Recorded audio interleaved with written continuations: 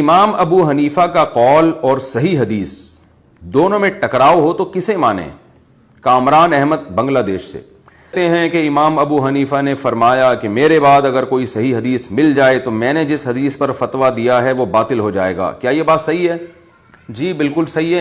جی بالکل صحیح ہے. امام حنیفہ نے فرمایا اذا صح الحدیث فہو مذہبی، کہ جو حدیث صحیح ہو تو وہی میرا مذہب ہے، کہ جو حدیث صحیح ہو تو وہی میرا مذہب ہے. اور میرا قول اگر حدیث کے خلاف نظر آئے تو فضربوہ علی الجدار، میرے قول کو دیوار پہ دے مارو، میرے قول کو دیوار پہ دے مارو. بالکل ٹھیک ہے، بالکل ٹھیک ہے.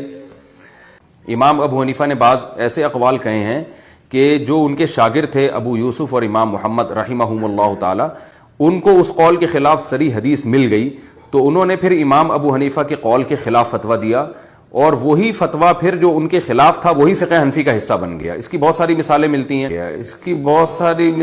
ملتی ہیں. مثال کے طور پر امام ابو حنیفہ رحمہ اللہ تعالیٰ کے نزدیک نماز استسقاء نہیں ہے. جو بارش کی نماز ہوتی ہے نا، 2 رکعت میدان میں جا کے سب پڑھو اور پھر اللہ سے دعا مانگو اجتماعی سطح پہ، تو امام حنیفہ کے نزدیک یہ نہیں ہے.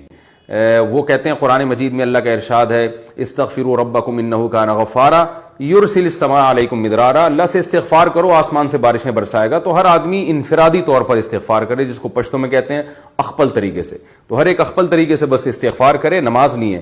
لیکن ہم نے دیکھا کہ بخاری مسلم کی متفق علیہ صحیح حدیث